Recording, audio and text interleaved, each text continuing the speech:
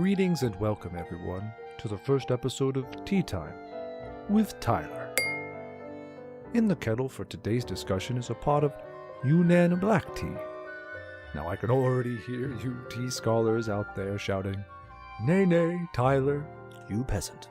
You've already made a fatal error." I know, dear listener. I shall explain. In China, teas like this Yunnan and other so-called black teas are actually referred to as red teas. But before we get too far into tea history, it's time to thank our sponsor. Our sponsor this week is the Starfinder actual play podcast, Cosmic Crit. Are you into weird aliens, sci-fi adventure, and role-playing games like I am? Then come be a part of the crew with Cosmic Crit. Join the Discord and take place in the conversations happening over there. Play Starfinder Society with the other fans and members of the podcast. Cosmic Crit would like to thank everyone who participated in Extra Life and stopped by to be a part of the stream. Special thanks goes to these folks who donated and included messages. Odin. Spill the beans, Patrick. Clueless. Good luck, my friend. James. A reroll for the first one. GM included. Thanks, James. Rob. Goblins riding flying sharks forever. Always good for a laugh, that Rob. Nick, aka Awesomeness Dude from Never Split the Party. I may not roll high, but I can at least help out the kids. Zydron. Thanks for the laugh and great community, Cosmic Crew. Now go get 'em, Tyler. I did my best. Jonathan. Go team go. Zero Kane. Fooly Cooley. Boots McBoots. To Miles. For all the fan upkeep you do in Discord, appreciate that you appreciate the fans. Mistaken Tates. Goal achieved. Demon Knight 1434. Knack, don't die. You are the key to the team that makes the hits. Stay in there. Inspiring boost. Special thanks also to Trooper Kata, who joined the Cosmic Crit team and raised $50 themselves. Thanks so much. Thanks again to everyone. Finally, don't forget about Cosmic Crit's November Fan Challenge, Holiday Bonanza. Go over to CosmicCrit.com for details. I want to see tons of submissions this month so we can create the greatest holiday together. Okay, now back to tea time. Huh? It sounds like our kettle of Yunnan is done. I cannot wait to enjoy it with everyone on this episode 60. Legends of the Hidden Gateway. Last time on Cosmic Crit. Null 9 dropped some Andis knowledge on us. We were all geared up to face Null 9, but she jumped down into the center of the planetoid before we could even get to her. Null 9 got away, but we got her monologuing so well. We headed for our ship only to find out that Null 9 had stolen it. She stole our ship! All my stuff! Hey! She stole our ship! Oh wait, is that a nuke? The team learns an important safety lesson. Don't shoot your nukes off in the house! Hey, who turned off the gravity? So we decided to steal her ship instead, but came across an old frenemy of Adros. Adros comes face to face with Sonros, the man who betrayed him. Whoa, I have never seen Adros flip out like that. Episode commencing in 3, 2, 1. Episode initiated. 30 years ago, the world was treated with a vision of the post-apocalyptic cyberpunk future of Japan, full of motorcycle gangs, telekinetic kids, and psychic monstrosities.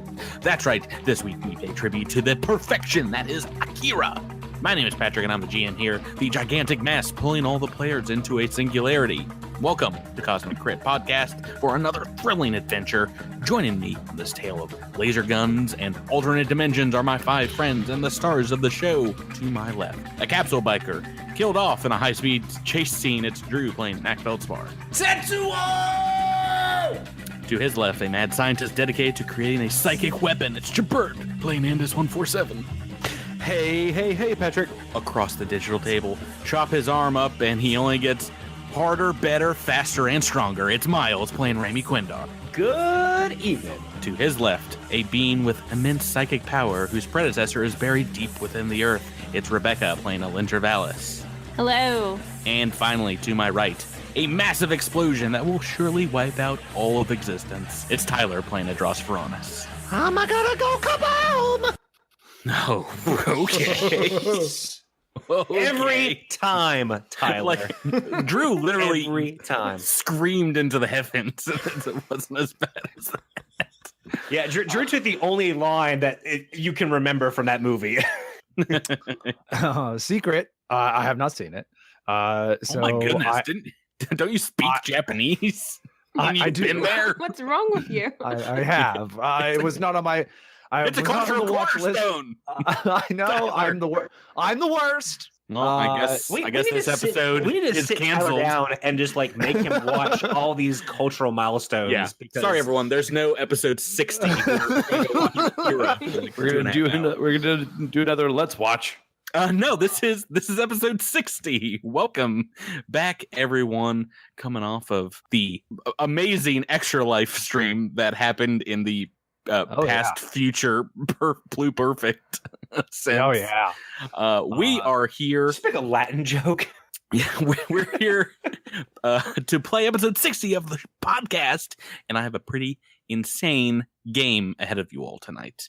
But before we start that, I just want to take a moment and say thank you all for an amazing 60 episodes. We've had a lot of fun here on the podcast. I'm excited to have more chances to make more fun in the future, but it's a pretty nice little milestone we've gotten ourselves to. It's 60% of the way to 100.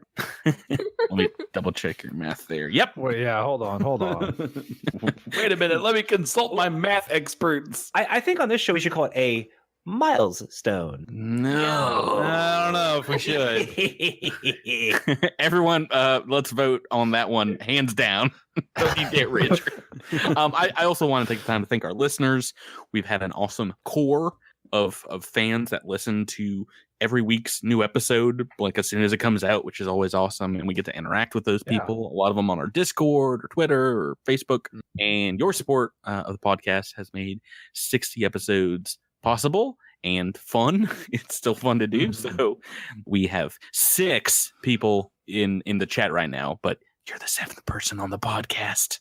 Oh, You listening right now, unless you don't have earbuds in and there's like 2 or 3 people, then you're the 7th, 8th, and 9th person.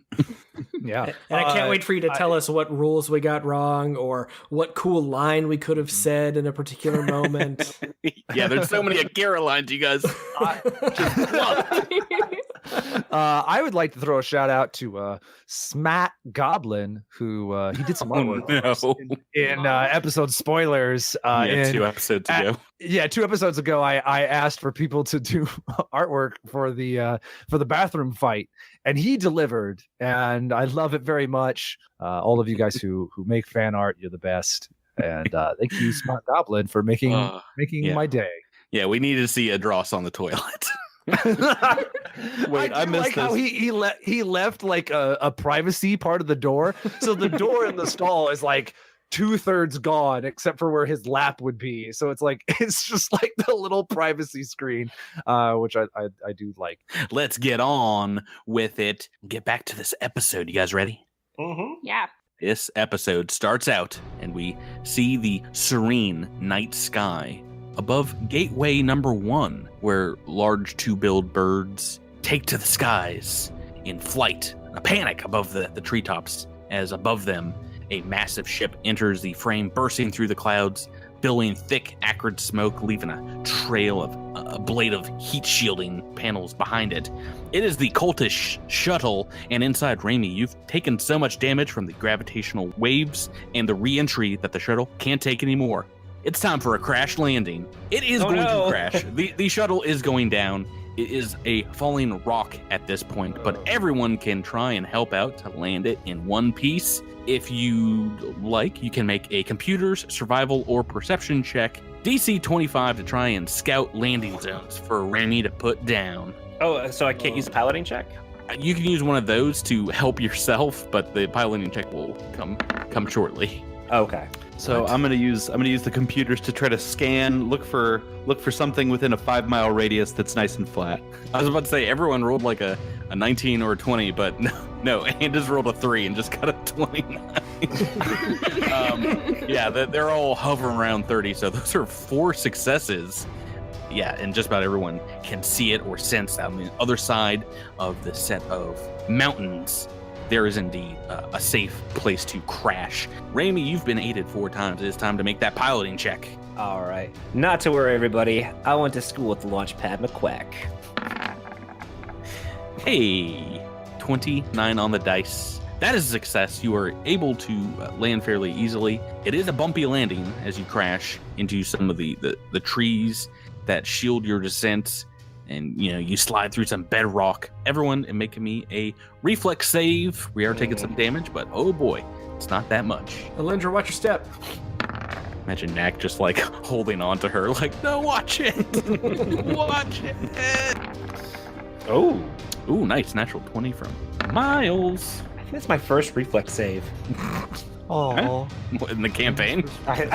Maybe. I usually bomb these. So Andis and Remy have made it. The other 3 of you guys have failed. That's DC 25. It is only 46 though, so not too much. I do assume that we or a lot, because I rolled very well. Oh, 21 points of bludgeoning damage as you're beating around the shuttle. Maybe a bulkhead collapses, knocks you backwards. Remy, that is 10, and Andis 10. How long were we in making this journey? I believe we rolled for it at the end of the last episode. It was only about 3 hours. Yeah, so not too much time. You guys have time to apply some healing skirms if needed. Take a 10-minute rest. But besides that, time to go. Would we have not had a rest during flight? No. It was only 3 hours. 1 and 2. It was a harrowing journey as you almost exploded a few times. Okay. I'm gonna use a serum of healing. I'm gonna use a 10-minute rest. Yeah, like I said, everyone can make one of those 10-minute rests and rest up. I'm also going to use a serum of healing. Knack, I don't think I've done treat deadly wounds on you yet today, so I think I can save you that if you'd like. I would love that, brother. Thank you. You got it, homie. You're in hit points, Drew? Yeah, because I've been in hit point damage for like 5 episodes now. Andis, I think Andis would see that Adros is still pretty beaten up. Yeah, I guess I haven't done health for you yet. So, I don't think you've done health for me ever. Is it right? Yeah, right. Except for that one time when you fell down and you broke your tail. You had to fix my tail. So this Right. is just like number old 2. times, right? Just like old times. Yeah, Back here we when go. we're level 4. Yeah, I got you, homie. Oh boy, natural 20 on that medicine check. Oh man, does that mean I go straight to full health? Like, I wish. Yeah, So right. it is. Oh gosh, remind me. It's your int plus, I believe, the level. Right, Level for the my medicine character check. level. Mhm. So that's 17 for both of you. Oh, nice. that'll do. Yeah. Nice. Yep. Just need a DC 25, which you automatically get on a 2 or more. So don't roll that one. Patrick, would we have also had time to recharge some of our upgrade? Like my armor upgrades, both the Black Force Field and the Haze Circuit are completely charged out. Mhm. Would I have time to recharge that? Unfortunately, no. Okay. There's not the capabilities on the shuttle. Okay, and another bit of house business is I was notified that I had improperly accounted for how many slots the force field is worth. The force field actually takes up 2 slots, and I only have 3. So I will be removing the haste circuit. So what you're trying to say is you cheated last episode. Dirty cheating.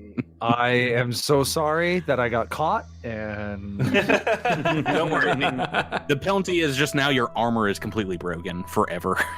Forever and ever. While we go into boss fight territory. yeah, it's like, let's see. Okay, EAC back to 10. Yep. Who needs it? You're gonna hit anyway. So you guys can rest up, pull yourself from the wreckage of the cultist shuttle, and hobble out into the jungle. You know from the computer scans Andis was able to pull before you crash landed, it is just a short hike to the facility. But as you're going, you are stopped by the ground beneath you shaking violently. There is an outcry from animals all across the forest, and then they go eerily silent. And this happens a few times as you're walking from the crash site. It seems something deep within the core of the planet shaking. What do you guys think's going on? Just nap time. That's all. It's nap time for the planet. The planet that you're on right now, right? Right. This can't be good. I wonder if they've already made it to the console and they've repaired it. Yeah, I just hope that facility's all right. I hope Osteth hasn't done anything drastic. Yes, we should double time it. That's what I was gonna say. We're on the same page today, Andis. Andis puts out a hand for a high five. You get a high claw back. Oh, ow! Oh, sorry. They're so sharp. I'm always armed. Oh gosh! Just like I'm bleeding out on the ground. Make a medicine check on yourself. No, as you all continue walking, you do see smoke rising above the canopy into the night sky and lit up just by the smallest of flames. And as you walk up, this is not the facility, but you see the remains of the Drift Rider. It sits in the jungle, completely disabled, flames still burning in the aft ship engines. And if you guys steal inside the wreckage, you hear from right outside the faint groan, one of the main hallways, and clamoring towards the exit, you see it's Cattywampus holding on to the body of Bumfuzzle. No! Oh, no. So sad. I forget, does Raimi not like the goblins? Raimi hates the goblins. I've forgotten about Since that. day one. That's character development for you. They still stink. Yeah, right. Andis rushes forward and is gonna try to help him drag him out and get some medicine, some first aid. Alindra runs forward too and asks Cattywampus, what happened? They took the ship. We couldn't stop them, Captain. Bumfuzzle's okay, but broke a lot of bones. I haven't been able to wake him. Where's my dog? Raimi, I'm sorry to be the one to tell you. Your dog, Mr. McScruffins, it's still alive. The miserable beast. It's with the Ahsoki Zix, and it's completely fine. We'll try harder to kill it next time. Raimi punches, what was it, Bumfuzzle? The unconscious Bumfuzzle? Yes, you do. He puts up no fight. No, Cattywampus is talking to you. Cattywampus, and then runs towards the designated area where they said McScruffins was. Cattywampus says, I deserve that. So they'll be fine here. They are taken out of the fight, but they point on, and you can see through that initial clearing you guys came through in the forest where you fought the Jubsnuff, the Atrocite. You can see the facility in the distance, about a mile. It is also in flames, on fire. As you make your way there, it's about half of the building. These large fires are stoked by the night winds. As you get up the crest of the hill, the ground shakes again. You see just huge swaths of the hillside kind of break away and start to landslide. And cresting the broken doorway inside, there's another one of these little quakes. This time you guys are able to jump out of the way of the roof coming down on you, and are here. As you get into the facility, you hear far off yelling. You can tell it is Null 9. It sounds like they're back in the room where you fought Shade Master. The Oblivion Shade? And yes, and fought with Eltreth, the AI. Let's go. Before we get in there, should we check in with Osteth to see if they can give us a layout of who's in that room, or maybe There's no time, Knack. I agree with Andis. We should this confrontation is inevitable. I agree, but I think Knack is onto something here. We don't want to jump into this room and not know what surprises wait for us. We've had plenty of surprises in this place before, and we're literally walking by a place where we could talk to Eltreth. Yeah, we've backtracked before and got blown out into space.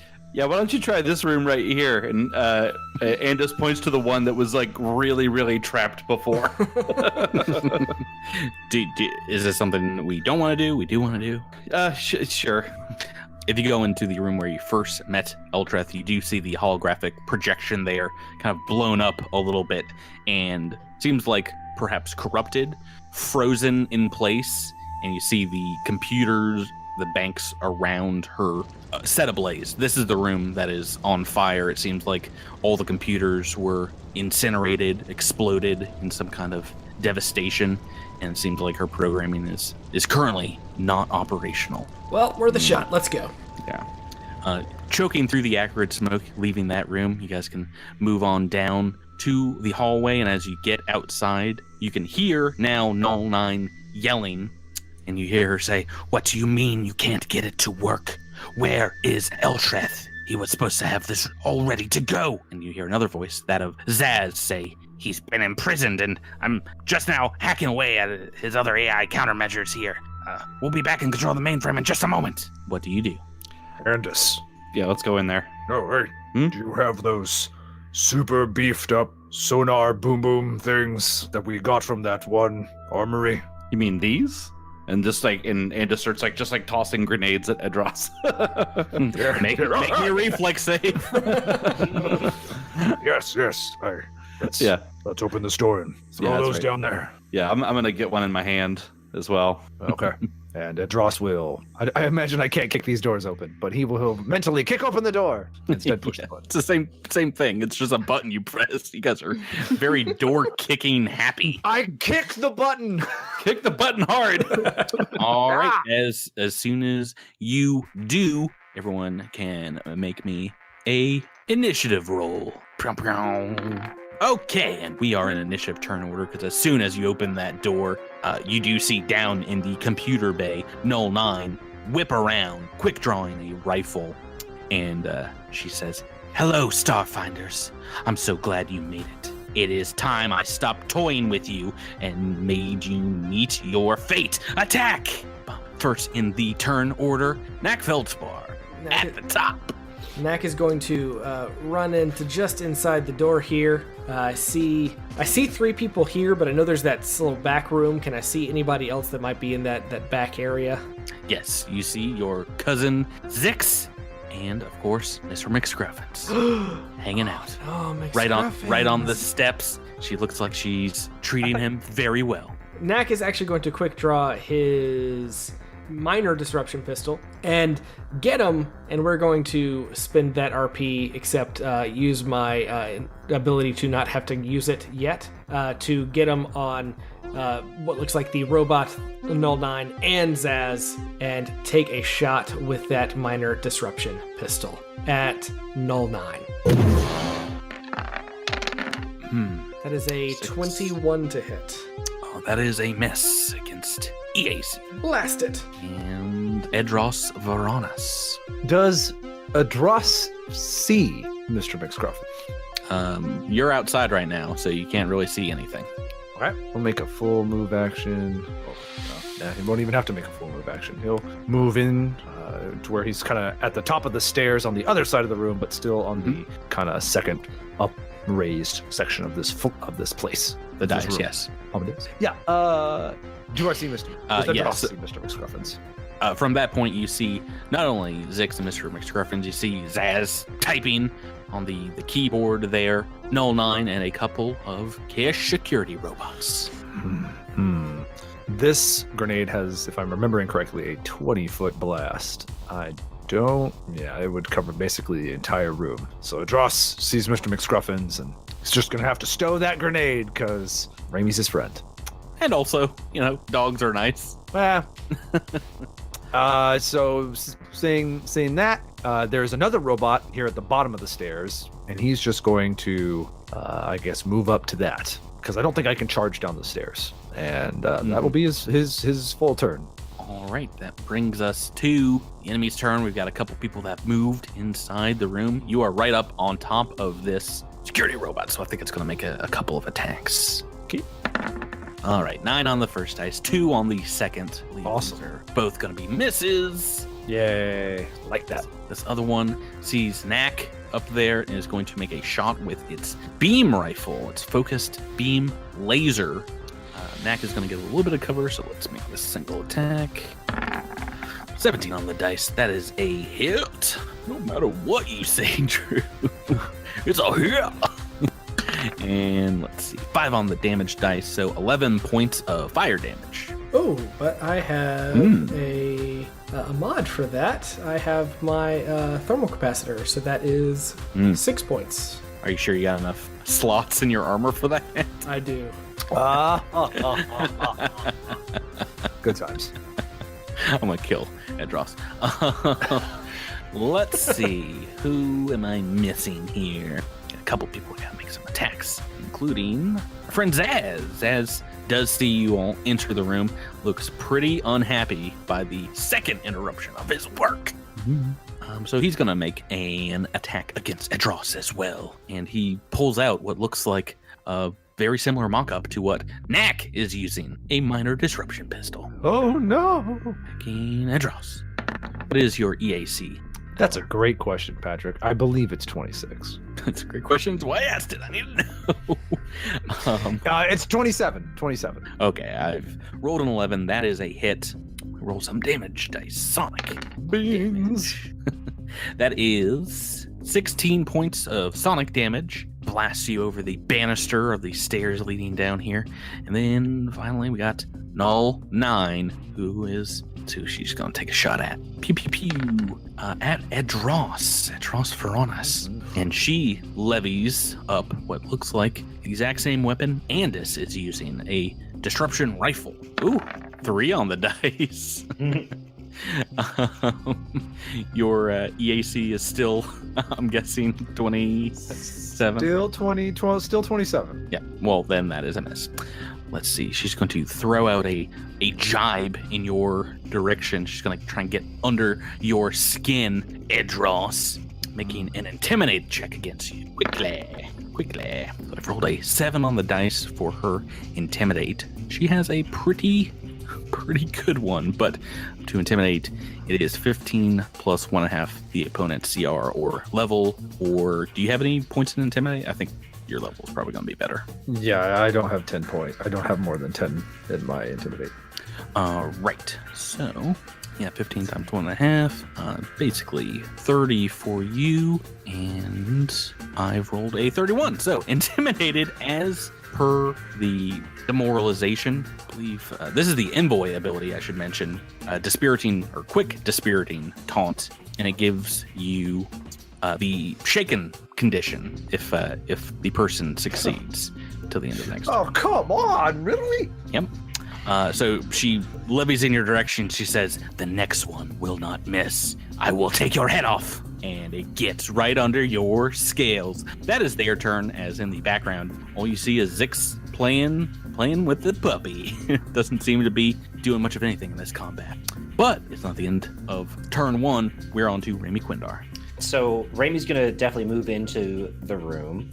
And that is what you see in the back there. As soon as Zix sees you as you come in, she's like, look, I found a replacement for my busted drone QO. It's a sweet little dog thing that I named Princess Bree. His name is McScruffins. Obviously, Ramey's not going to fire near his dog, but he is going to take a shot at Zaz. All right, maybe that case he attack. Well, no, he's gonna cast Arcing Surge. Ooh. Using up the last Arcing Surge of the day, not spell cash, but right. Let's see here. And reflex save time. Let me roll that d20. Ooh. I saw it going towards the 4. It was almost a 4, but that is indeed a 21. So half damage. Didn't Drew get him? Yes. RP? So 45 overall. 22 points. Yeah. Alrighty. Let's see here. That is your turn, movement and standard, and Alindra Valis, we're on to you. Okay. I am going to simply move into the room and down toward the stairs where Dross is. And I'm going to look at Zaz, and I'm going to go toward photon attunement, but I'm going to use Crush against Zaz. Oh boy, another save for him. Okay, this is a Fortitude, correct? Yes, Fortitude save. Let me roll that d20. Oh, what's the DC? 21. Oh, that is a fail. I've rolled a 7 on the dice. Oh, good. All right, so So- that means that they are staggered. Staggered. Yes. So can only make a move or a standard action next turn. You see one of arm kind of jerk into his side and his chest kind of look uncomfortable. He's like, what are you doing? And that is your full turn, bringing us to Andis, bottom of the turn order. All right. I'm going to step into the room and I'm going to say, 9. It doesn't have to end this way. I'm going to take a shot at the robot to the north. Okay, so this other security robot. Yes. That is going to be a 36 to hit. Let me just double check here. Yes, that's a hit. And that'll be 26 points of damage on that. Ooh, of sonic blasting into the chassis of this thing. Ooh, there's the sound effect. You've There's taken the these good one. out with a few blasts you recall from the other facility. This one's still up, still fighting. Okay. Yeah, it's still very much up. And that is the end of turn 1. Bringing us to top of turn 2, back to Drew Knackfeld's ball. Knack is going to get him once again for everybody in the room. So burn an RP this time. So everybody's +2/+2. And he's going to try to use the Sovereign Helm on this robot to the north. Memory serves, that gets a will save. Yes, it is a will save for DC 10 plus half level plus key ability score modifier, which, if my math is right, should be 20. DC 20. Yes. It has failed.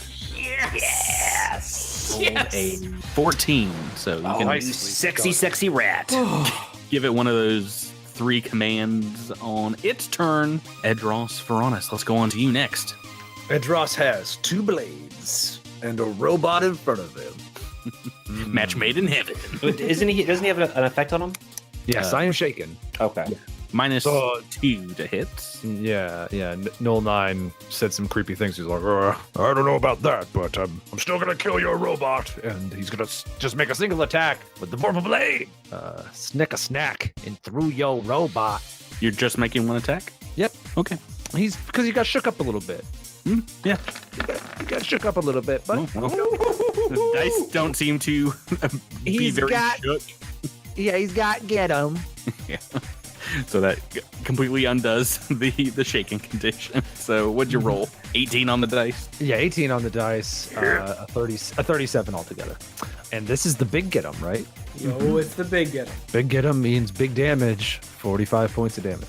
Oakley dokley. And that brings us to their turn. And you've got control of this one, Knack, to the north. What command do you want to give this thing? So it can attack, correct? It's got a ranged attack. It has the same rifle that it shot at you, as well as a melee attack, bludgeoning, if memory serves.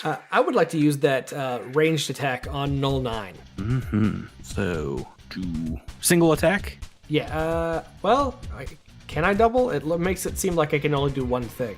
I don't know. It says it on the contract's next turn. You decide how it attacks. So, Yeah, we'll double attack Null 9 then. you've fallen right into my trap. Why don't you make these D20 attack rolls? I'll tell you if they hit. What kind of gun they popping off? It's a beam rifle. But does this take advantage of get 'em just like my teammates do, or no? Not at all. Yeah. All right, so that was a waste of time. 7 and a 6. And a 6 on the dice. We are adding to that. Not nearly enough to beat Null 9. Those are both misses. Patrick, may I interrupt here? Edros took a single attack, but he did not take a move action. Can we retcon a quick move action?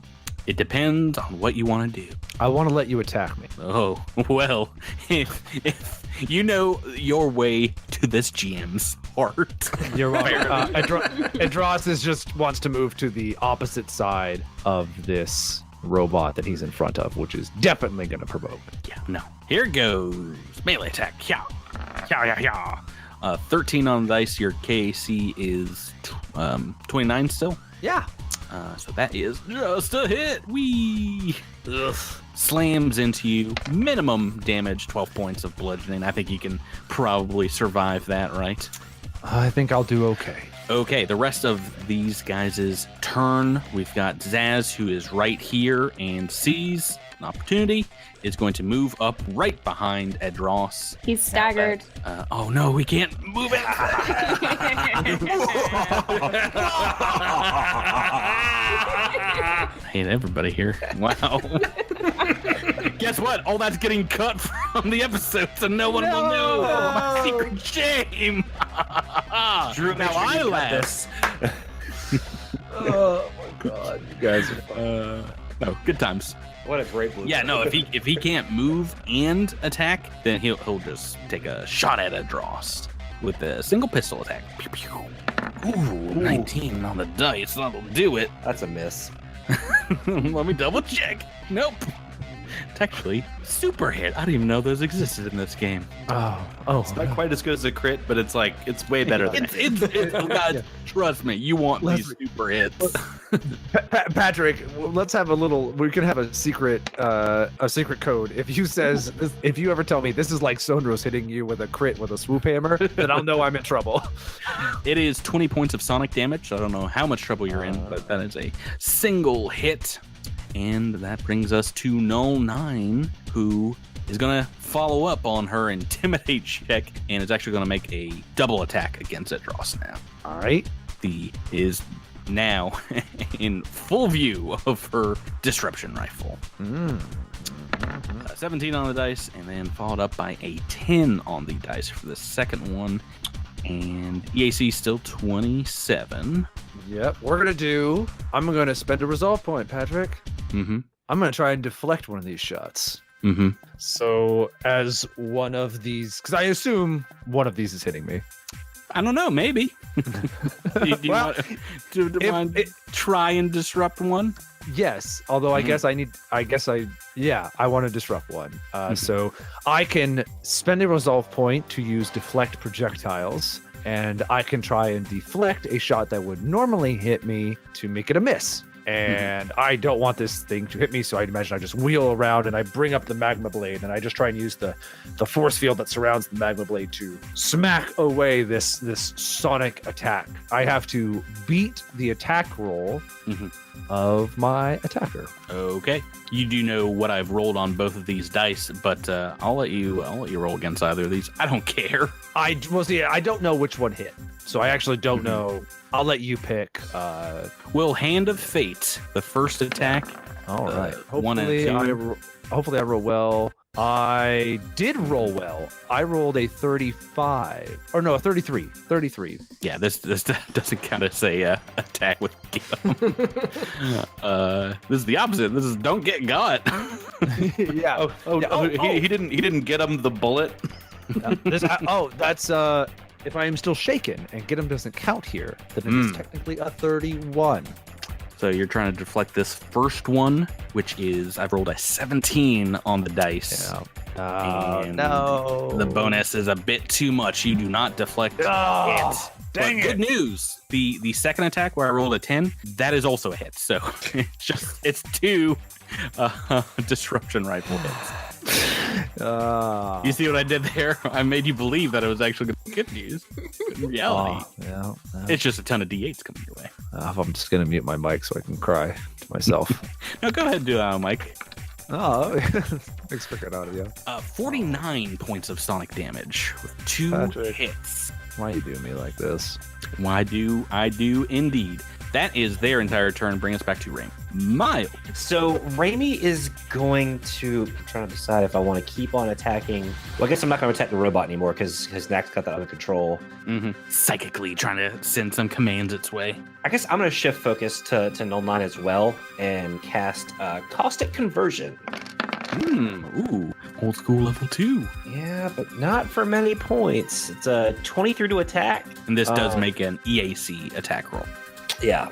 So plus 2, that's 25. Yeah, that is a hit. All right, for 11 points of damage. And what kind of damage is this? That's acid damage. Of course, acid, yes. And so Null 9 will be taking 5 additional acid damage at the end of its turn for the next 3 rounds. Ooh, Nice.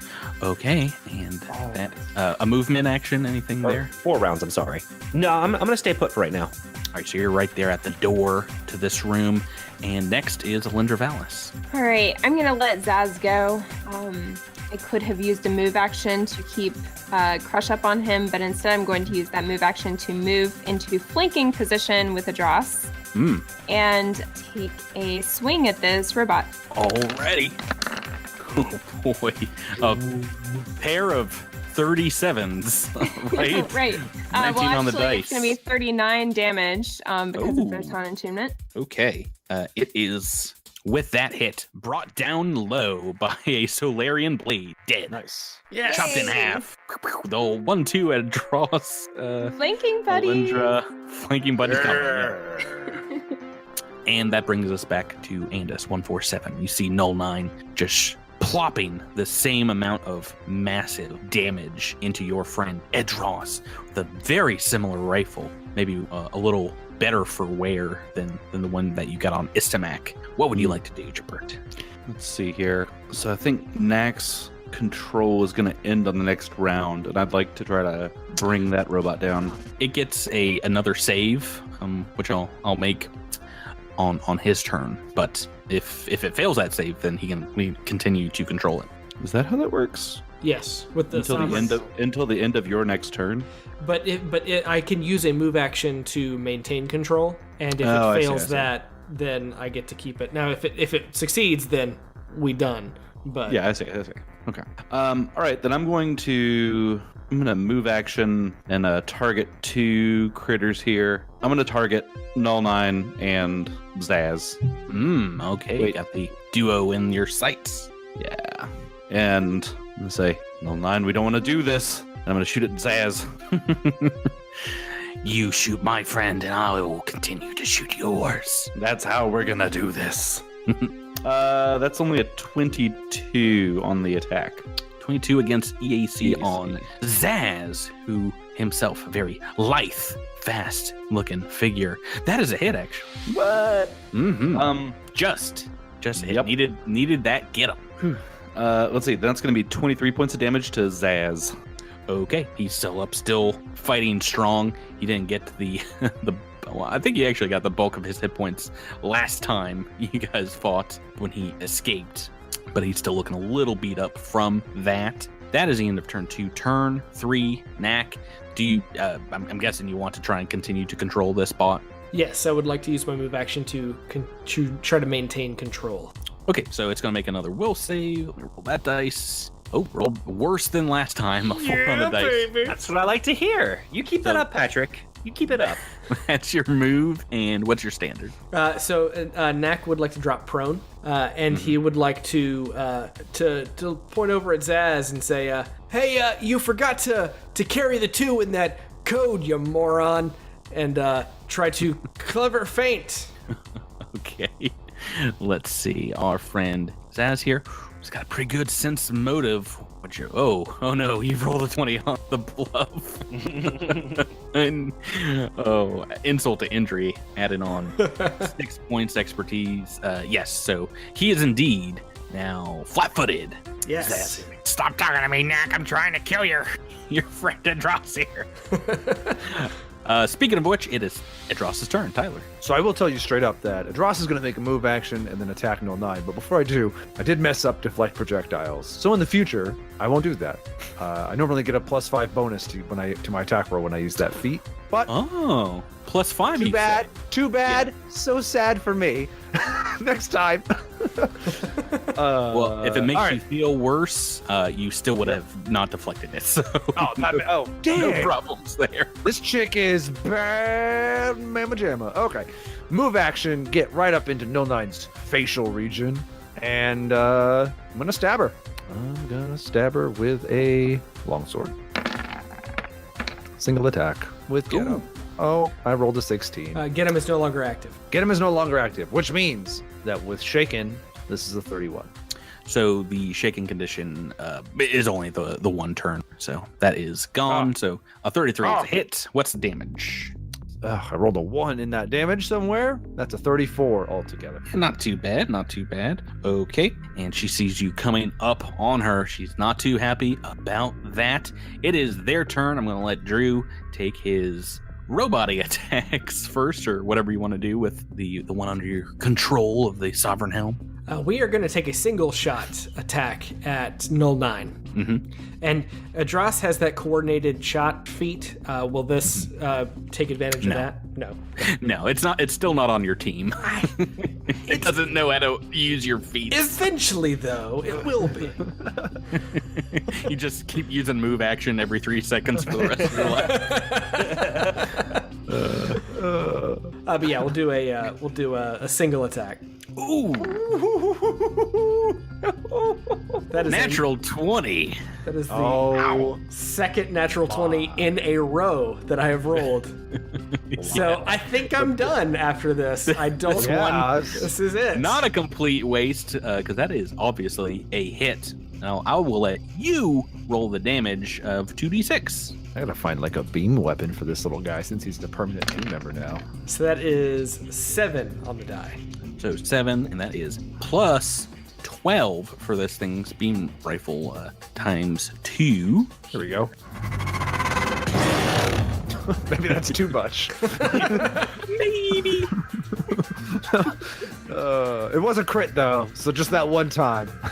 I imagine this little robot like slamming against the wall after shooting that. Like the noisy cricket in Men in Black. Yeah. So that's this robot's turn. And how much was that overall? So that's you said it was 12. So it was 19 fire damage in total. Yeah, pretty good.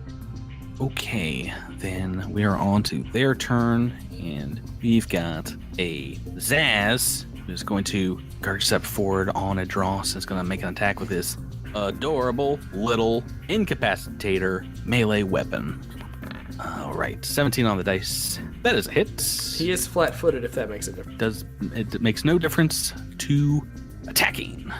I will say, Patrick, you are rolling very well against me this evening. Please stop. No, I'm gonna keep that up. So 3d4, 17 points of bludgeoning damage. All right. And Null 9, who you have moved right up on top of, you can make an attack of opportunity because she's going to take to the air about, to the top of this room about 20 feet and is going to shoot down on top of you. She is wearing that jetpack that you hear about. I think she's made a critical mistake. I too can roll 17s, Patrick, and that's what my attack of opportunity is. A 17. So that is a hit. Man, pretty good on the damage too. Oh no, that is a lot. 40 points of the old hack and slash. Well, I hope you enjoyed hitting her. She's now in the air and unhappy with you. That was her move action, and she's going to make well, now she can see everyone perfectly fine, but I think she still wants to take you out because you did a lot of damage. I'm just checking the board here. The majority of damage to her. So let's make another sonic attack.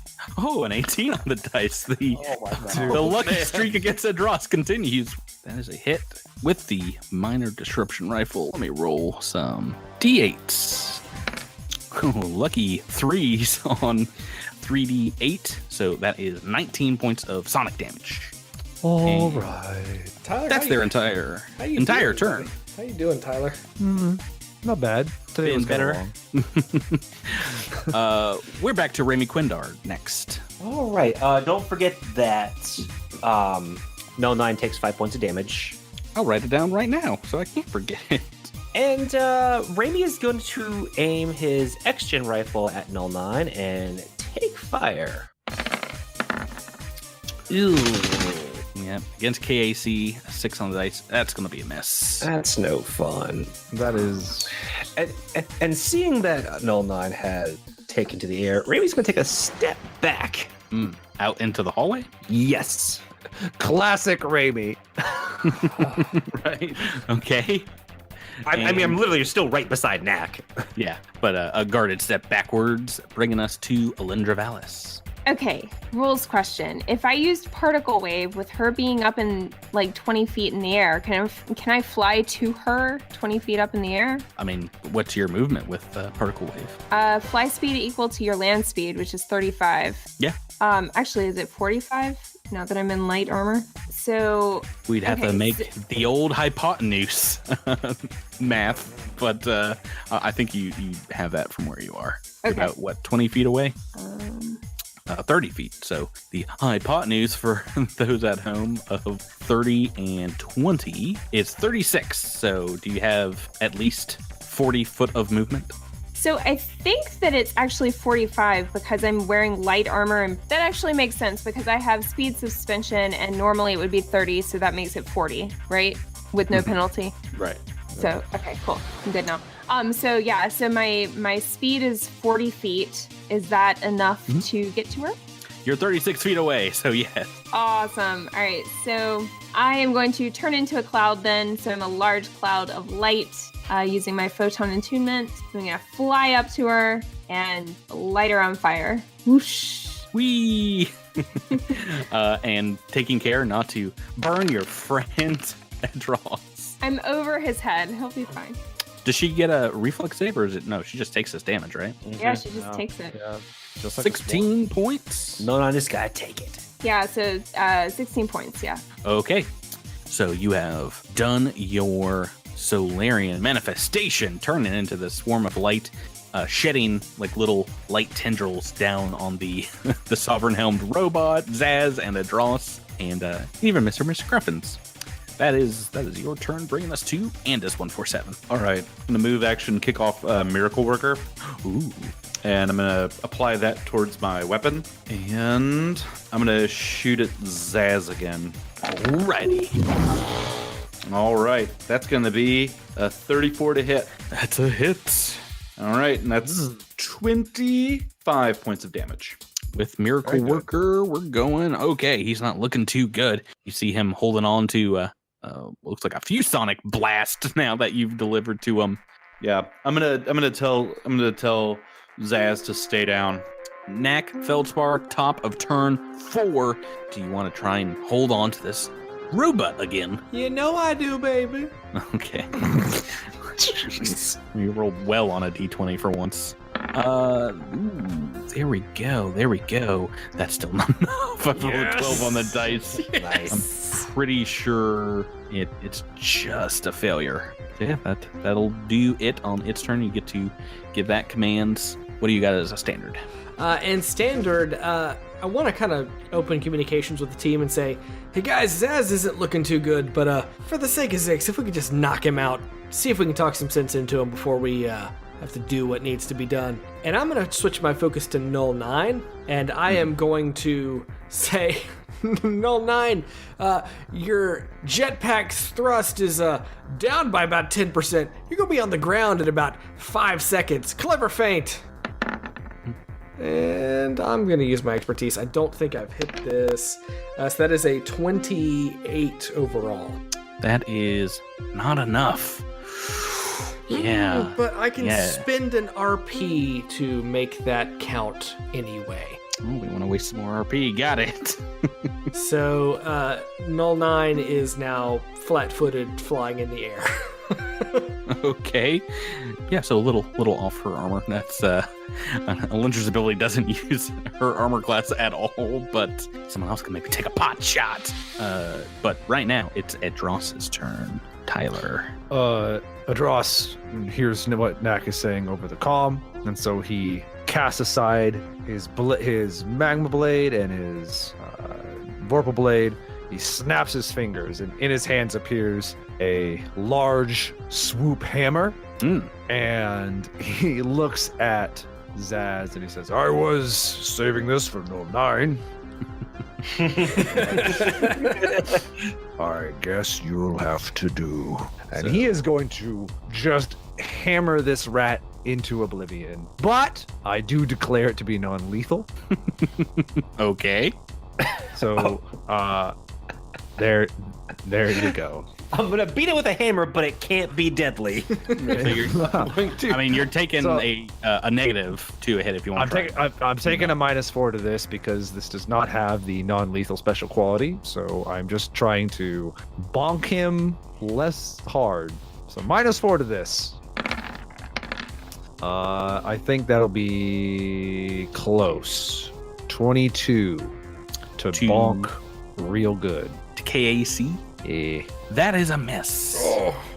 Yeah, no, he's a wiry rat and jumps right out of the way. Bring the swoop hammer down heavy on the ground here. As you Why you gotta make this more difficult? As you hit, the ground beneath you begins to quake once more. The facility kind of shaking underneath your feet. Wasn't everyone still on the ground? Give me a reflex save. Elindra, watch your step. I'm not on the ground. Oh, good call. Tyler, watch your step. Adras, watch your step. I was about to say. My reflex save is pretty bad. Yeah. So Zaz has failed, and I'm fine. Raimi is the only one in our party here to have failed, giving you just for this next turn off target condition.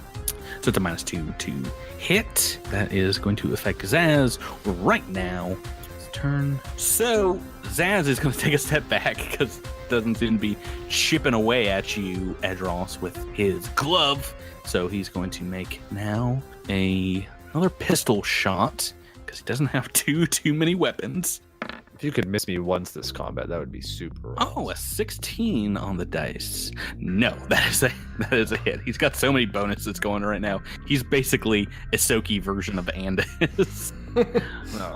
Right. Awesome. Oh, I get it. They're like twins, and they're both Oh, pattern. Okay, so I've rolled 2d6 here. 10 on the 2d6. 21 points of sonic damage in total. Being less amicable to knocking this guy out, Drew. And Null 9 is going to move out of the Cloud O Alindra, kind of more towards the front of the room, the middle. And as she does, she pulls out a small triangular object from her belt. Something that you've seen before. It's only Raimi, Knack, and Andis that this is going to affect, but go ahead. She has rolled it right beside Knack. Give me I believe this is actually going to be a fortitude save, as this is the advanced Kishali temporal disruption grenade.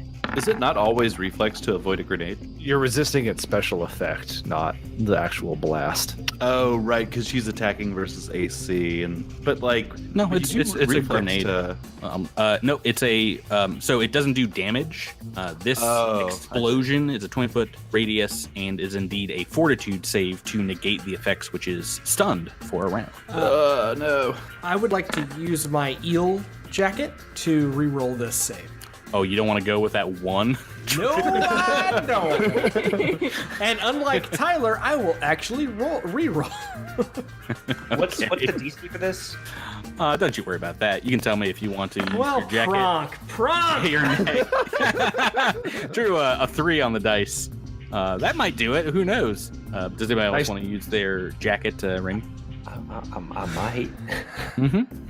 What will help you determine if you want to use it or not? What the DC is? Yes. The DC. I can tell you right here. I've got it written down. 2 digits. What is this first one? The squiggly line. I don't remember.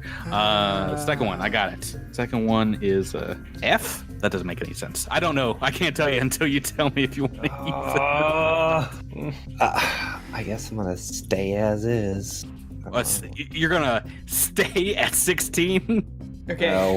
Not a great blackjack hand. Miles, tell me, do you want to use it? Yay or nay? Stay at 16 or hit again? I will hit again. Oh, you fool.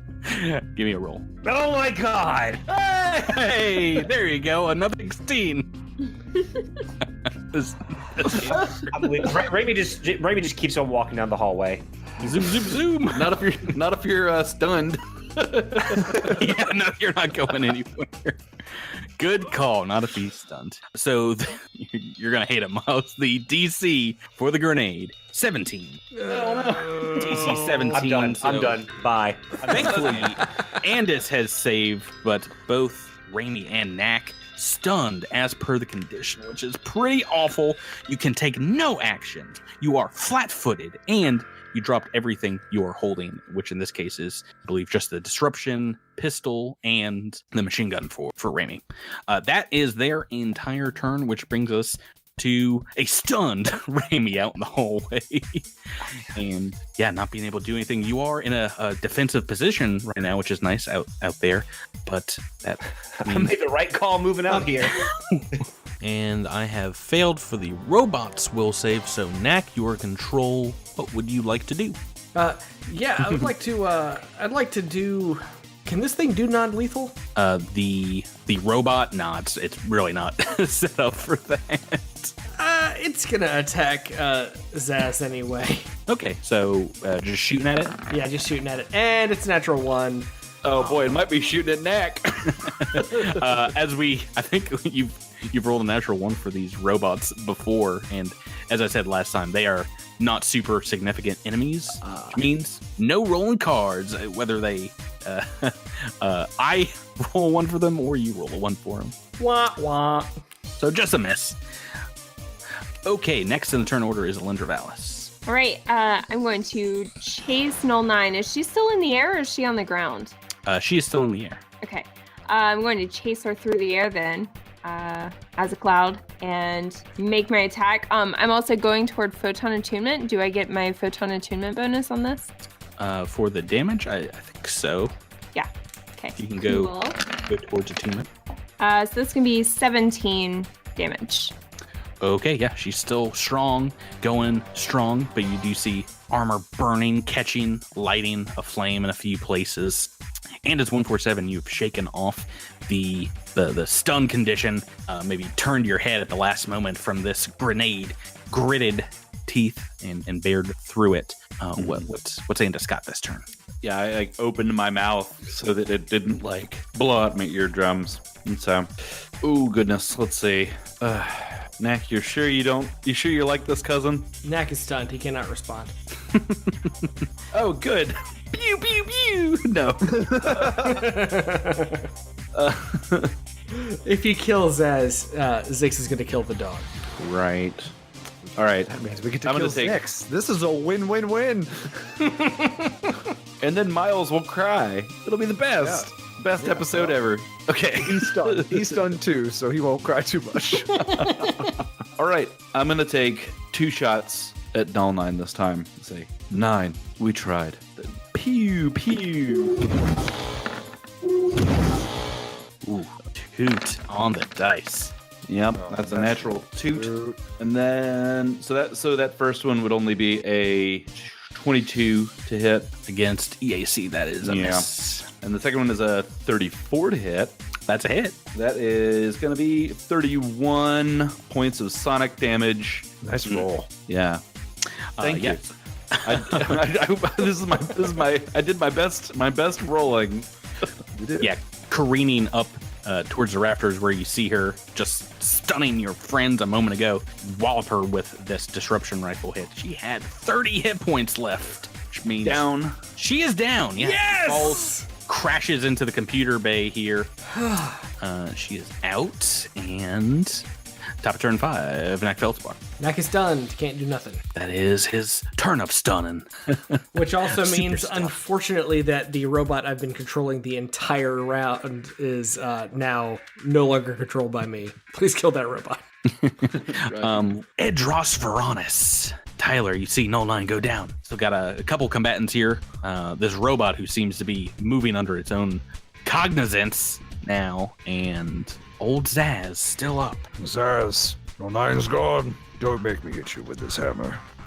She's gone, so she's not holding me back anymore. Let's tango, Big Vesk. I'm going to use a move action to keep fighting. Because congratulations, Patrick, I'm out of stamina. Yeah, good. Then I'm going to make for my standard action, I will hit him with the swoop hammer again, but now it's at a -6. Jeez Louise. Thanks, off-target condition. Does that have reach on it? Yes. It does. Oh, nice. Oh, man. That is the nice thing about the swoop hammer. All right. Make me that attack roll. -6. Just roll. Can I roll nice one time? One time. Not that 8. Not the 8. Oh. What'd you get? I got a 18. Oh, that's a miss. It is their turn. This robot shakes free of what Knack was doing to it and is just going to move up on to you, closest target at Dross. Gonna make a melee attack, single melee attack. 11 on the dice. I think that might be a miss with its melee slam attack.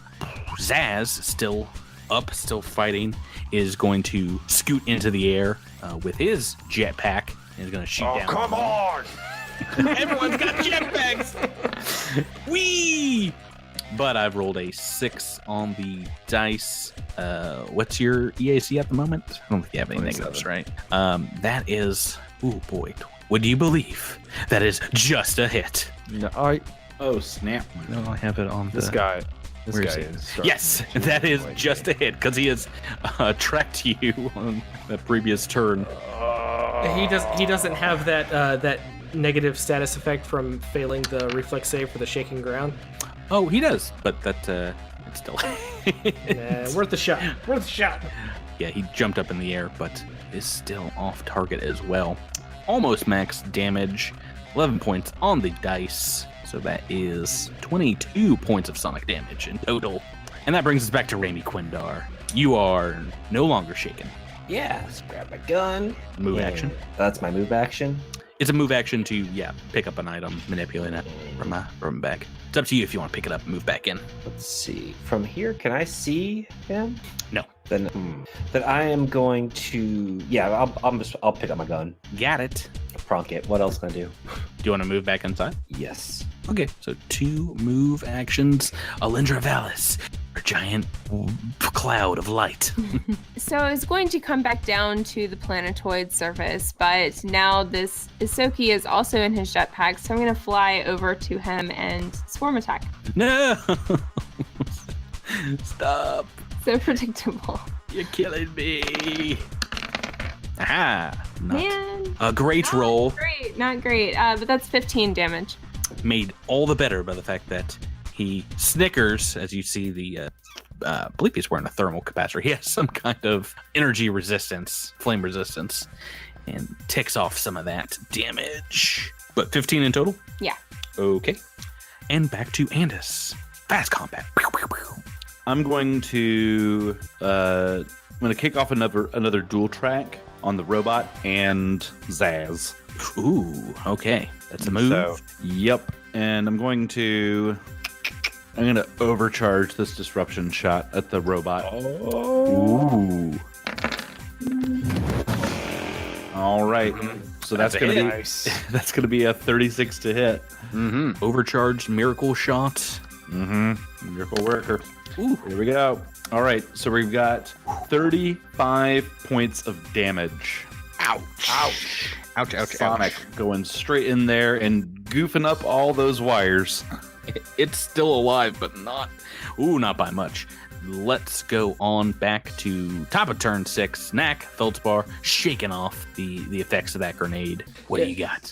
Knack is going to pick up his gun. I could have just swift actioned one out of a cheek pouch, but no, I like that one. And he is going to... He's going to get him, Zaz. Can I fire the disruption pistol non-lethal? -4 for that? Yes. Yes, I believe so. But with get him -2. So we're going to do that. We're going to fire get him minor disruption. And we are going to miss horribly. That is a 20 to hit. Unfortunately, that is indeed a miss. It's not going to go down easy, the Zaz. Not as easy as you all think. Edros Veronis, back to you. You've got this robot right up on top of you. Am I still off target? Nope, just that turn. Okay. Adros will look at the robot and say, I like robots. I can just kill you. and Gulp. yeah, this thing's wires are looking pretty bad, or is it pretty healthy? Yeah, no, it just took a pretty massive hit from Andis up on the dais. It's barely hanging on. And Zaz is out of reach now that he's up in the sky. So let's just single attack this robot and then see what happens. Swoop hammer. Well, I'll tell you what's going to happen. You destroy it in one massive blow. Apparently, it's all it took. One powerful crunch. 24 is going to hit it against KAC, and 35 damage is more than enough. All right, then Adros is gonna snap a swift action, snap his fingers, put the big hammer away, and then move action, just pick up his normal weapons. That brings us to Zaz's turn. Only combatant left here will move out of Alindra, I think, right? Yes. And actually, no, he's not too worried about being in Alindra. He didn't take hardly any damage. He's going to stay where he's at and double fire down at Edros. I'm going to deflect The first one? if the first one hits, yes. If the second one, otherwise it'll be the second one. One of these is getting deflected. All right, let me make this first attack roll. Oh, that first one's a hit. 17 on the dice. I think you rolled no lower than a 15 on me. There we go. I just rolled a 7 on the second attack. Okay, that makes me feel a little bit better. You're welcome. All right, let me try and deflect this with the proper bonus this time, because this is a cool feat and I want to do it justice. That's Oh no justice. Yeah. 4 on the dice. Is it going to beat my 17? Just ignore me. Get that out of here. Oh, but nearly minimum damage. So 14 points of sonic damage. Bringing us Rami Quindar. Back to you. All right, so Rami is going to shoot at Zaz with his X-Gen rifle. That is a 29 to hit That's a hit. for 20 points of damage. All right, so you light him up, light the rat and the rafters up. Automatic KAC attack, and he is he's not doing too well. He's still flying around though above your heads. Let's go to Alindra Vallis. Now you are still on him, so Yes. he did move out. He takes more damage. Yes. However, I wanted to telepathically send a message to him to surrender. Okay. Do you want to have any kind of roll behind that, whether it be intimidate and or some kind of demoralization? I can try intimidate. That's a standard action in combat, so go ahead and roll that. Okay. It's a 23. That will not be enough, unfortunately. Okay. Yeah. What are you saying in Zaz's head? Surrender, Zaz. It's not worth it. Get out of my head, Glow Cloud! Don't try to believe in you. So by nature of being inside the cloud still, like, that's still an attack that I have to... Oh, yeah, like, no. That counts as a standard action, right? No. You don't have to attack as a swarm. You just do damage if it's in your cloud. Oh, okay, great. So even though I did the intimidate, I still do damage, right? Yep. You can Okay, great. technically still move, too, but... Well, I'm not going to. I'm going to stay on top of him. Okay. That's much better. That's going to be What? 29 damage. How have you been rolling so low on this in the past? This is a crazy amount more. Oh Yeah. boy, 3 6s and these damage dice. Yeah. Yeah, it helps. She's When you routinely had at least roll 2 really high. on each roll, so Okay, well, I forgot he does have a little bit of reduction in that, but he is still not doing too well. I should have moved. I should have moved far away. You're the one who are gloating about it. and this 147, we're back to you. I'm gonna fly up within 20 feet, and I'll be like, Zaz, Zix needs you. Please land. I'm going to override Zaz's jetpack to cut it off. Yeah.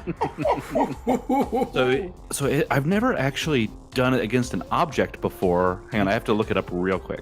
I believe it is the if it's like a electronic item, then it's the level of the item. In this case, an armor upgrade. The owner can attempt a reflex saving throw. DC 10 plus half mechanic level plus int. So that'll be 22. Okay, he's got pretty good saves. Let's see what happens here. But he's like me. Ooh, 9 on the dice. That is not enough. So it cuts out and he falls about 20 feet. Damage here. Ooh. Max damage on the override. Oh man! Yes, you do see him fall to the ground and like hit his head awkwardly on a chair as he goes down, and he is unconscious, out of combat. What? Perfect. Flew too high to the sun on wings made of wax. Oh, this Icarus Is the sun looking Alindra in pronker. this case? Yeah, you're Yes, right. Alindra you're is the hanging sun. above his Too close head. to the sun. Yeah, no, And you did I'm- so much damage, Alindra, on that one. And I'm his daddy who taught him how to make wings. I'm your father, boy. We are indeed out of combat. As it looks like Null 9 is kind of coming out of it. Mhm. You see her kind of like limping over to one of these computers. Oh no, you best believe I'm getting that gun out of her hand before she gets up and starts ambulating around. No, she's like, you see her legs aren't looking too good. She also took a fall if memory serves. Oh, that's right. Oh, right. I dropped her out of the sky too. Well, yeah, she's got like a kind of bloody stump behind her, trailing this blue android coagulant, and you hear her through gritted teeth say, "No, not like this.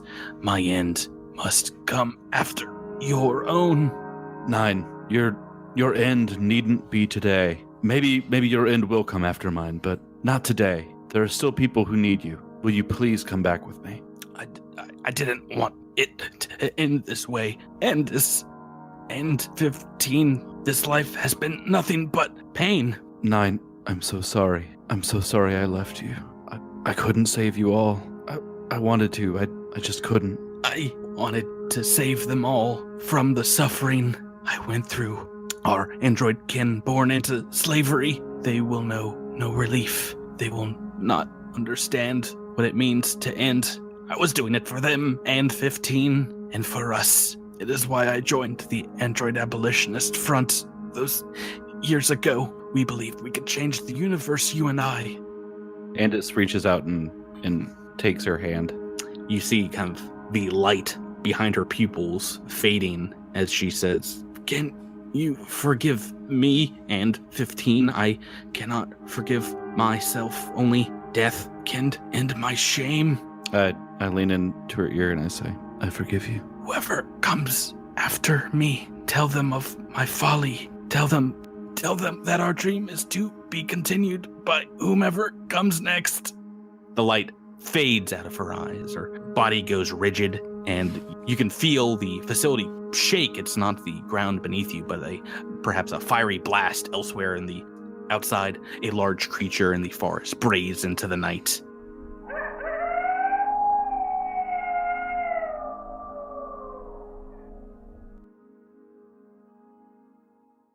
As that happens, Zaz sits up on the other side of the room, smashes a button on the console, and gives a hearty laugh. He was not dead at all. No, I thought he was going to be asleep for longer. No. He says, "We might not be able to open the gateway, but I'm going to blow this planet apart with you all on it." There is another massive earthquake. The ground beneath you is turning to jelly as the entire facility shakes and quakes, and it feels like the planet itself is tearing the ground beneath you asunder. And as anyone with computers check can see, as you look at the computer screen, it seems Zaz has set the gravitational waves inward instead of outward into the system. And the quake continues, and as it does, a massive crack opens up in the floor. And from it appears a ghostly purple light that fills the room.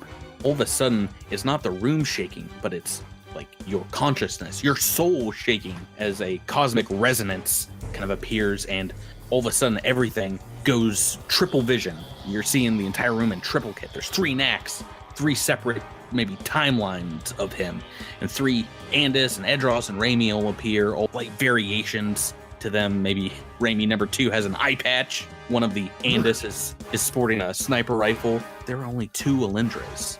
As the quaking begins to subside, these silent, visual, extra-dimensional doubles begin to vanish one by one until there's just the 5 of you. 5 plus 1. Alindra, you're standing a few feet away from your double, but it's one you've seen before. And she lights a dark Solarian bludgeoning weapon and says, "Sister, it was about time we met face to face. It's Floria." Gloria, what are you doing here? You should know. It is It is time that we end this. I've been released, and it is time that I kill you and take your place. You can try. Yes, I'm going to. Yes. You will fail. We are having Solarian tryouts next week. It's Oh it's no, time. are y'all gonna replace me with Valoria? Depends on if you survive. Yeah. we It's still need a Solarian. it's time for initiative rolls. Oh, Dunk. In the immortal words of Dr. Sarazawa, let them fight. Yeah, no one interfere with this, and let's see how this goes. No, I am not like a Droz. Like, please help me. Oh boy, we've got a natural 20 on an initiative roll, and we've got a natural 1 on an initiative roll. Alrighty, in the top of the initiative turn order, and is 147. This is happening only about 10 feet away from you. You shake your head, and you see 2 Alindra, but one of them is definitely evil Alindra. I can't tell them apart. Which is which? Just shoot them both. Right. I'm gonna track them both. I'm gonna track them both just in case. No. No, you can see this one has appeared, is definitely sporting a different Solarian weapon from our very own Alindra Valen. That's not a sword. And I track her, and I'm going to 15 charge left on this rifle.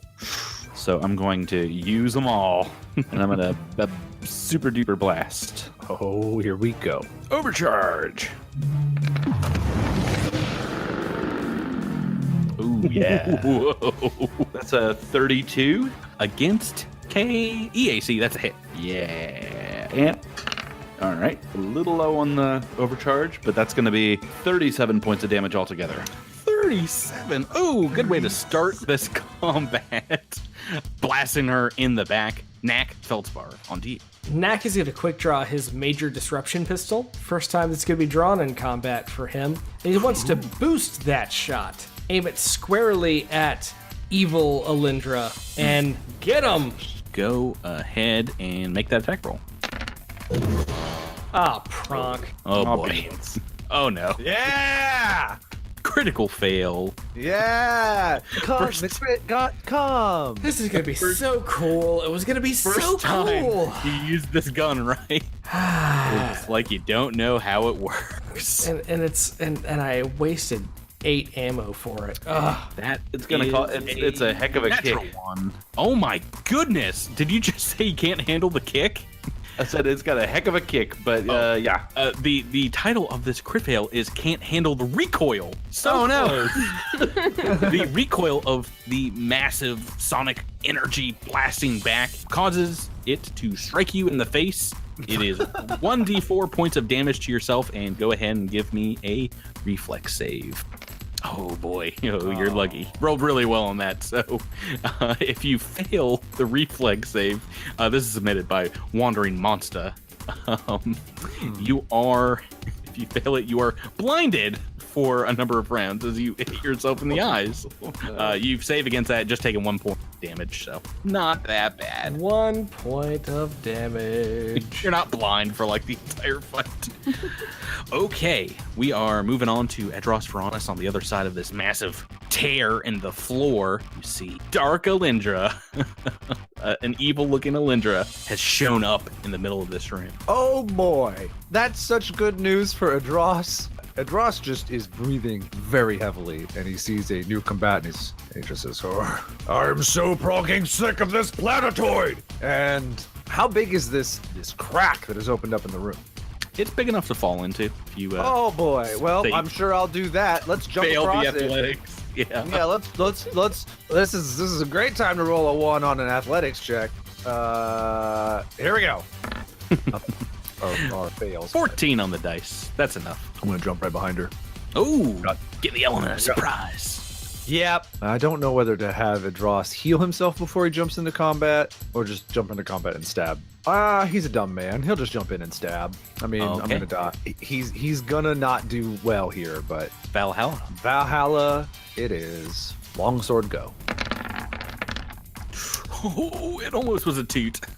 Yeah, but it was an Almost. 18. Yes, that is a hit. That is a hit. That's 44 points of damage against Oh, this boy. dark figure. Yeah, I don't know if anybody else knows what's going on except Alindra, but I imagine her screaming that she's going to kill Alindra might have cued you into the action here. There'll be time to talk after this. Yeah, he doesn't need too much of an explanation for to stab somebody. So Yeah, you've watched on TV. Evil twin pops up. Yeah. You got to take one of them out. Yeah. Next in the turn order, this is Feluria, and she has 2 targets here, both Alindra and a Dross on her. She's gonna take this. It's a bludgeoning solar weapon that she's got, like a huge stick, and is going to hit both of you. Gonna make a couple attacks. So first against a Dross. Your KAC is 29. Please miss. Please. Let's see. So 10 on the dice. That is a hit against Alindra. 10 on the dice. I think that's going to be a hit against you as well, Rebecca. Yeah, because 27. 27 KC. Okay. So the first one against Dross. Rocking different damage dice here. Maybe we've seen these 3d12. No. I hate you, Patrick. I hate you. Oh god, yeah. 46 points of bludgeoning damage. He stumbles backwards and falls into the ravine. Oh no. Ravine? The ravine. Yeah. It's like a ravine and a crevasse. The ravine is actually a healing chamber, though. So yeah, it's extra. It's extra bad. It's an extra bad place. So Are you down? Put a little red X over myself, Patrick. Oh. So she's just got this, but is this just like a deadly gravity baton?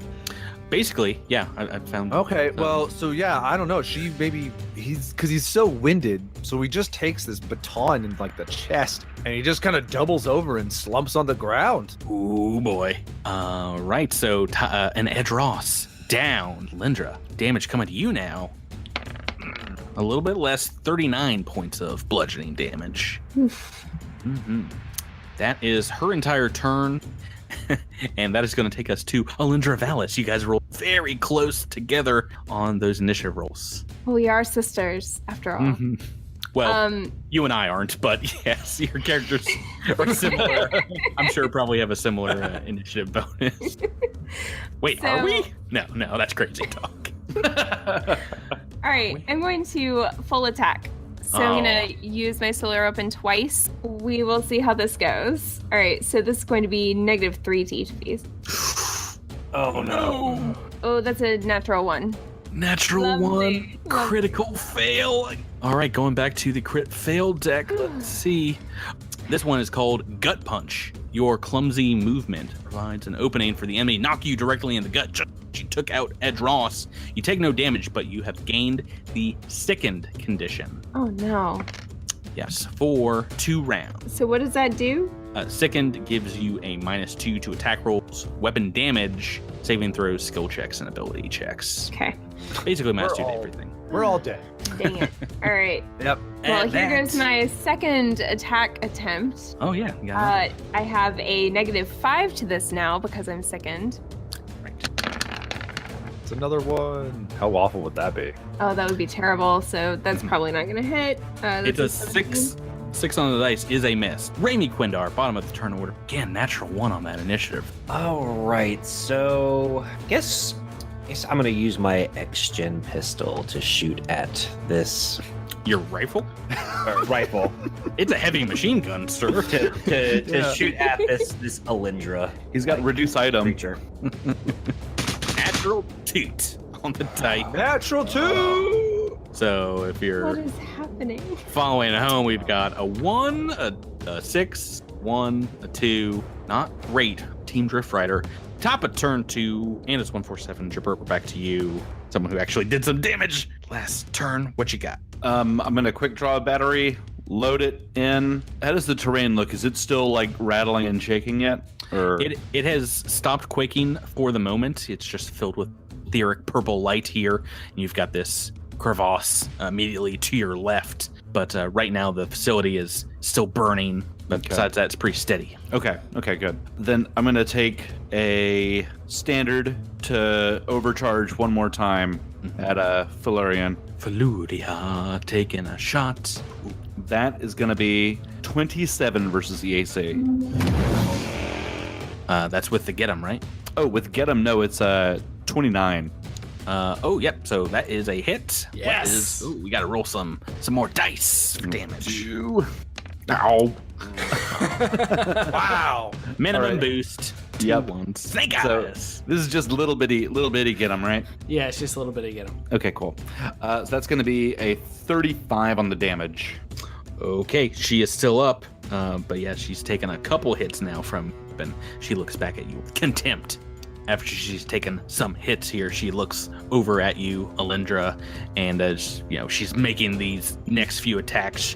I think she's probably gonna focus on you, but she says, Alindra is smart like father. Alindra is beautiful like siblings. Alindra is strong like mother. Soon, Alindra will be dead like sister. "Neck Feldspar, we're on to you." And none of that's creepy at all. We're going to take our move action to boost this major disruption pistol one more time, because we don't learn our lesson. Get him! It's going to be a 22. That is a miss. 7 on the dice.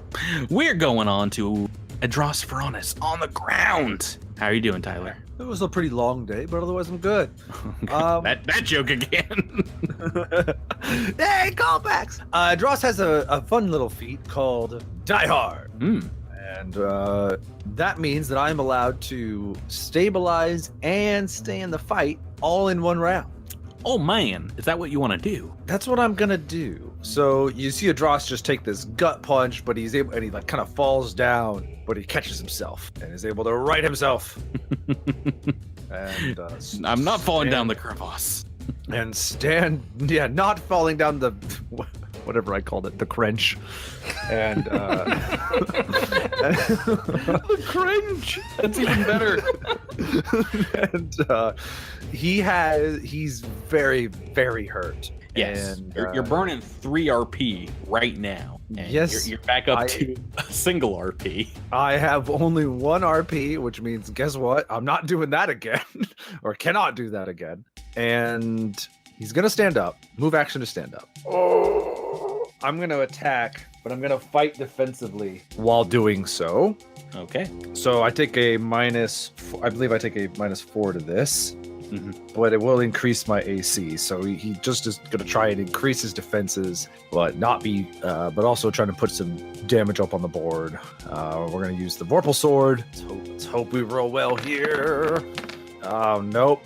I'm just going to. 5 on the dice. Dude, this Yes. is rough. Swamp. We are back to Feluria's turn.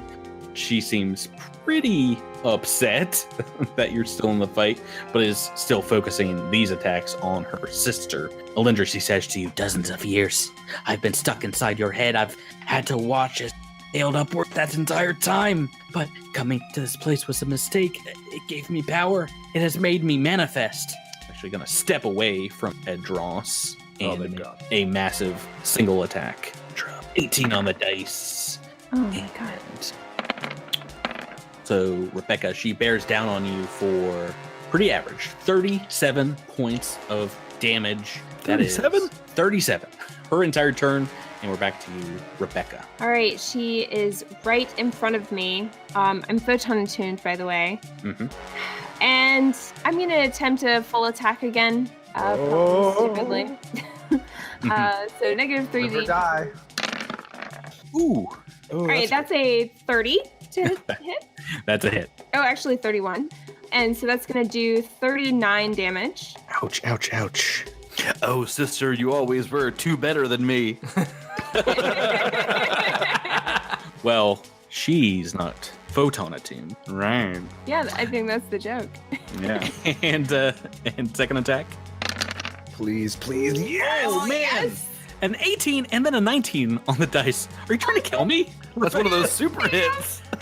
Yeah, it's not a 20, but it's good. Yeah, so that's going to be a 38 damage. She is still up, but she is looking ragged now. And you see all these cuts you are making into her are seeping out this purple light and a black ichor. That's your turn. Raimi Quindar, we're back to you.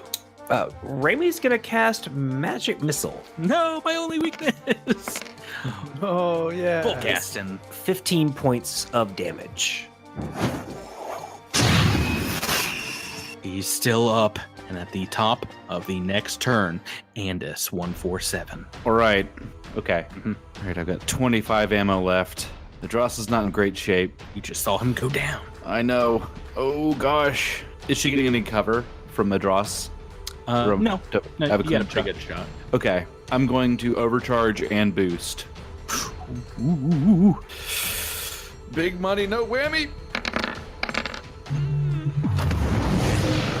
Not exactly a whammy. Do we have get 'em up right now? We do. We do. So that's a 28. I'm not sure if that's a hit.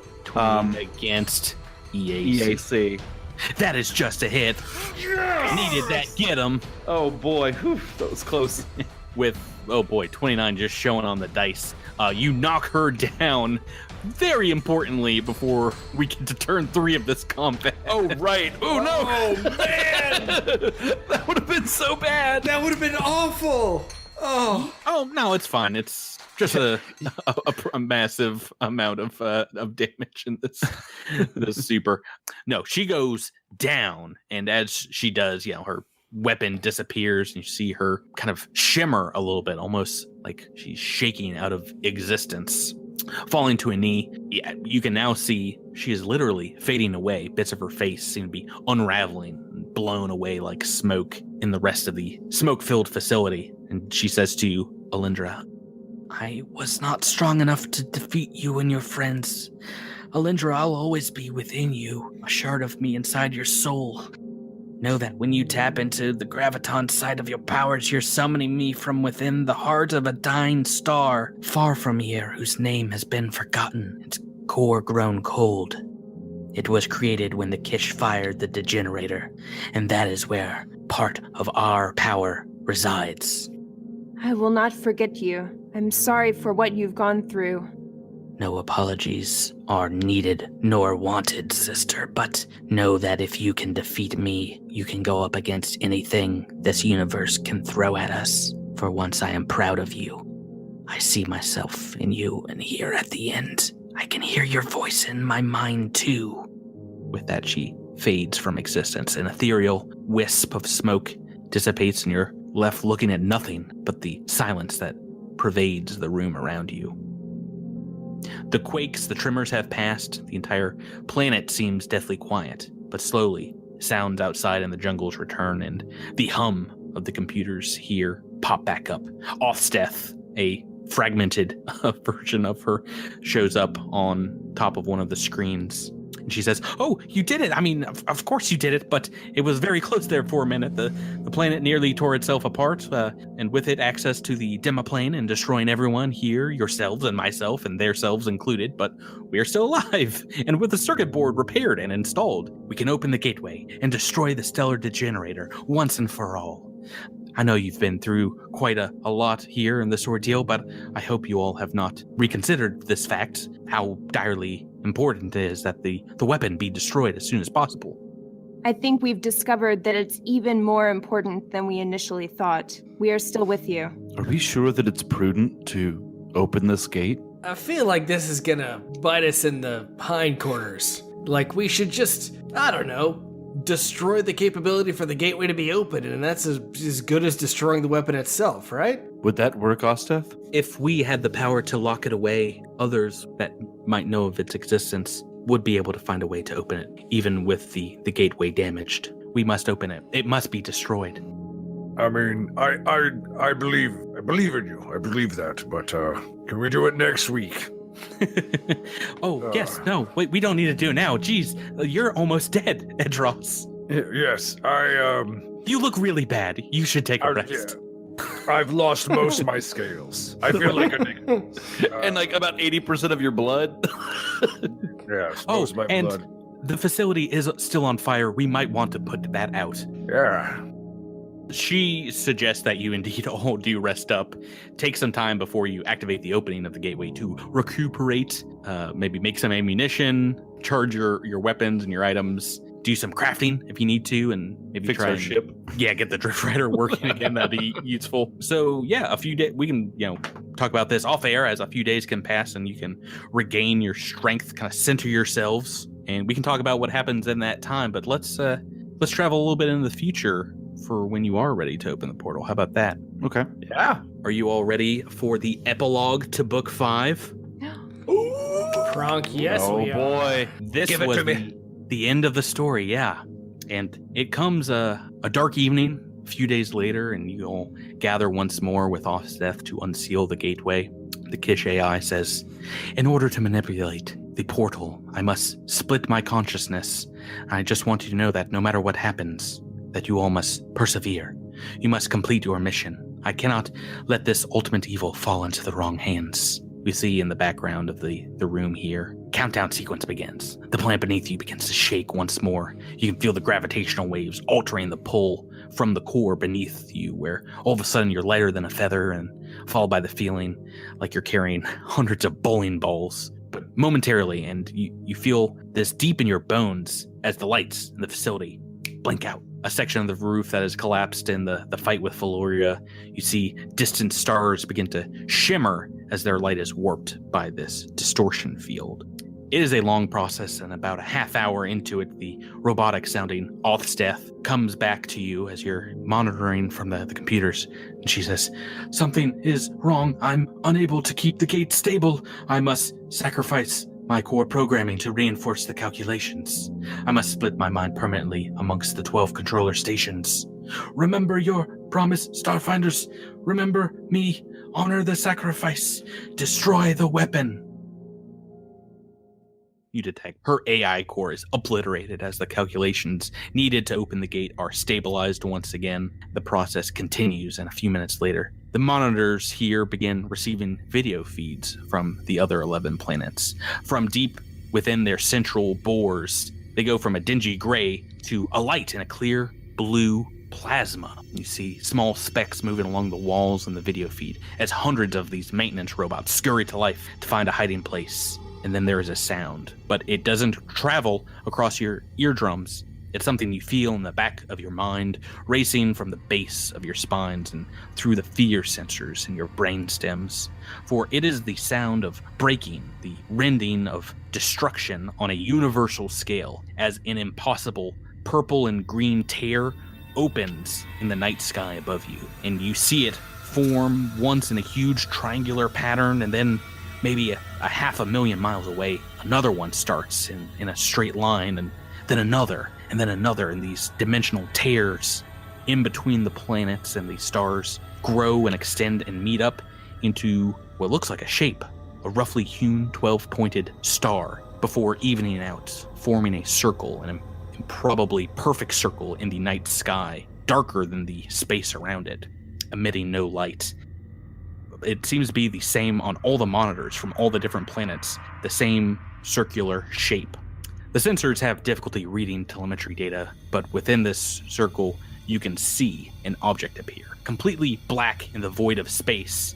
A few seconds later, the light of all 12 suns reaches it, flashing it brilliantly at the speed of nearly 200,000 miles a second. It sits poised at the center of this black well, this artificial demiplane, slightly conical in shape, and the computer estimates it to be 20 miles long, about 100 million pounds. Creates its own gravity well as it enters into our universe. Parts of it are encased in rocks, bulbous sections that resemble almost to a T the section of the drift rock that made its way to Absalom Station.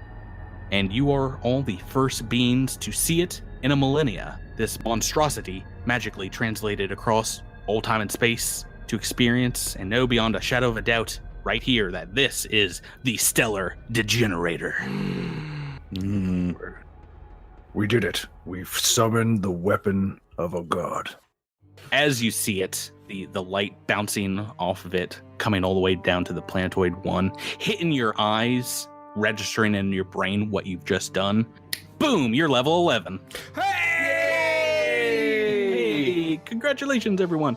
You see Bumfuzzle and Cattywampus, still nursing injuries, give one another a hug. You've all done it. You've made it this far. Behind you, plans can be made on what to do next, but the goblins break out some rations, some things they forage from the forest, and propose a toast over metallic tasting tankards of water.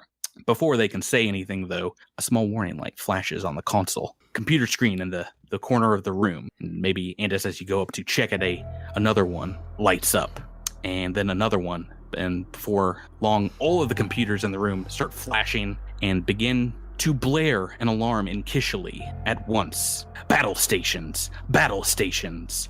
The screens turn onto deep space observation posts, and you watch through the video feed as the quiet blackness of space is disturbed by a huge vessel coming out of drift space, followed by about 30 smaller craft, each the size of the Drift Rider. A minute goes by, and 2 gargantuan vessels rip through drift space.